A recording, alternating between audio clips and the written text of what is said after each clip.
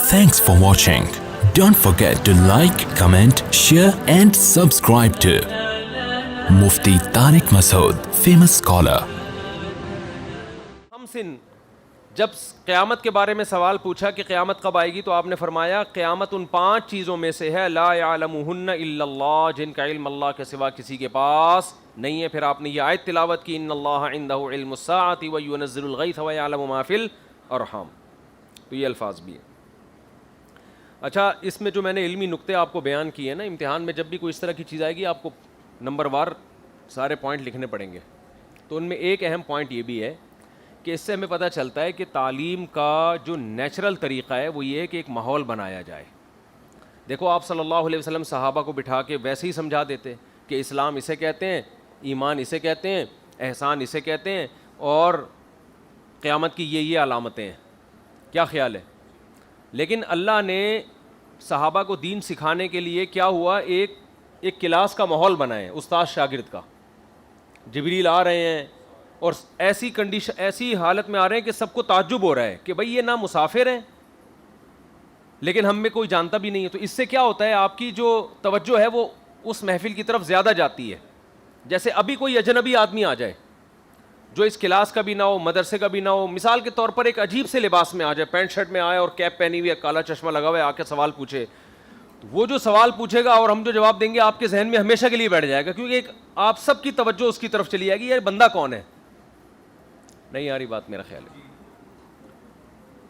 تو یہ جو اللہ نے سکھانے کے لیے حضرت جبریل کو بھیجا، وہ آپ کے سامنے آ کے طالب علم کی حیثیت سے بیٹھے، اس کو ایک یوں کہہ سکتے ہیں کہ آج کے دور میں جو ورک شاپس ہوتی ہے نا مختلف فنون اور ہنر سکھانے کے لیے، یہ اس کی ایک بہترین مثال ہے. یہ چھوٹی سی ایک ورک شاپ ہوئی ہے، سمجھ رہے ہو. ہم کیا کہتے ہیں کہ بس پڑھانے کا ایک ہی طریقہ ہے، بچے کو سامنے بٹھاؤ اور پڑھاتے چلے جاؤ، پڑھاتے چلے. وہ بور ہونا شروع ہوتا ہے 2-3 دن میں، پھر بھول جاتا ہے. جیسے ہمارے مدرسوں میں کیا ہوتا ہے، جب کالج سے، یونیورسٹیوں سے اور گھروں سے لڑکے آتے ہیں، شروع میں بڑا جذبہ ہوتا ہے، معلم بنیں گے، مفتی بنیں گے، دین کی خدمت کریں گے. ہم دنیا میں آئے ہی اسی لیے. تو پہلا دن گزرتا ہے، صبح اتنے بجے کلاس شروع ہوئی، پھر دوپہر 2 گھنٹہ، 3 گھنٹہ، 14 گھنٹہ، پھر 6 گھنٹہ، پھر 7واں گھنٹہ. اس کے بعد نماز پڑھنے گئے، پھر قیلولہ کیا، پھر سو کے اٹھے، اس کے بعد واش روم میں گئے، واش روم سے آئے، چائے وائے لگائی، پھر تکرار کے لیے بیٹھ گئے، پھر عصر کے بعد بیٹھ گئے وہاں پہ، سموسے کھا لیے، چائے پی لی، پھر مغرب کے بعد بیٹھ گئے، پھر 2 دن، 3 دن، 4 دن، 5 دن، 6 دن، 8 دن. جب یہی ترتیب چلتی ہے تو بھول جاتے ہیں کہ ہم مدرسے میں آئے کیوں تھے، یہ کتاب کس موضوع پر ہے، کیوں پڑھائی جا رہی ہے، مقصد کیا ہے. اور 2-4 سال کے بعد دنیا میں آنے کا مقصد ہی بھول چکے ہوتے ہیں کہ ہم یہاں آئے.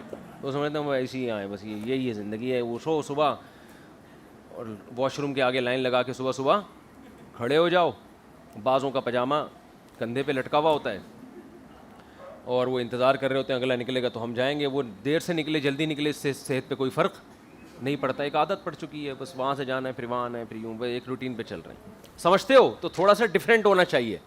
آپ صلی اللہ علیہ وسلم صحابہ کو مجلس میں بٹھا کے بھی سمجھاتے، تو اللہ نے ایک الگ سے ماحول بھی قائم کیا. اور بہت ساری حدیثوں میں آپ کو یہ مضمون نظر آئے گا کہ سوال جواب کا ایک باقاعدہ سیشن بنایا گیا ہے.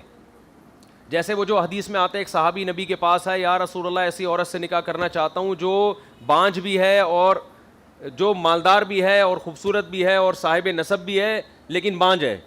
تو آپ نے فرمایا نہیں. پھر وہ دوبارہ آئے، پھر فرمایا نہیں. پھر وہ تیسری دفعہ آئے، پھر فرمایا نہیں. دیکھو نبی ویسے ہی لوگوں کو بتا دیتے ہیں، ویسے ہی لوگوں کو بتا دیتے بھئی ایسی عورت سے نکاح کرو جس کی اولاد کثرت سے ہو. لیکن وہ بات ذہن میں اس طرح سے بیٹھتی نہیں. ایک ماحول بنایا گیا، اللہ کی طرف سے انتظام ہوا کہ ایک صحابی کو ایک ایسی عورت کا رشتہ پیش آیا جس میں 3 کوالٹی ہیں جو عام طور پر ایک ہی عورت میں جمع نہیں ہوتی. مالدار بھی ہو ایک عورت، خوبصورت بھی ہو اور صاحب نسب بھی ہو. ایسا مارکیٹ میں ہوتا نہیں ہے. صرف ایک فالٹ ہے کہ بانجھ ہے. اور پھر صحابی کو جب منع کیا گیا ہے تو صحابہ تو ایک دفعہ منع کرنے سے رک جاتے تھے، پھر بھی نہیں رکے، پھر دوبارہ آ رہے ہیں، پھر تیسری دفعہ آ رہے ہیں. تو یہ باقاعدہ ایک پراپر ورک شاپ قائم کی گئی ہے، ایک ماحول بنایا گیا ہے. ان پورے پروسیس سے گزرنے کے بعد نبی نے جب تیسری دفعہ ان کو منع کیا اور پھر فرمایا تزوجوا الودود الولود فانی مباہی بکم الامم. ایسی عورت سے نکاح کرو جو کثرت سے بچے جنے. اس کی خوبصورتی کو چھوڑ دو ایک طرف، اس کے نسب اور دولت کو چھوڑ دو. بہت بڑا فالٹ ہے، اولاد نہیں دے رہی. تو میں تو یہ چاہتا ہوں کہ ایسی عورت سے نکاح کرو جو 1-2 نہیں، اولاد کثرت سے دے.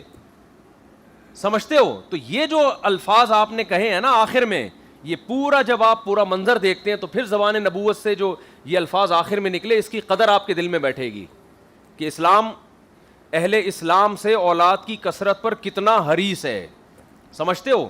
تو یہ آپ کو دور نبوت میں ملے گا. تو اسی وجہ سے ہم کہتے ہیں کہ اسلام دین فطرت ہے, تو اس میں جو ایجوکیشن اور تعلیم کا سسٹم ہے وہ بھی کیا ہے, نیچرل ہے.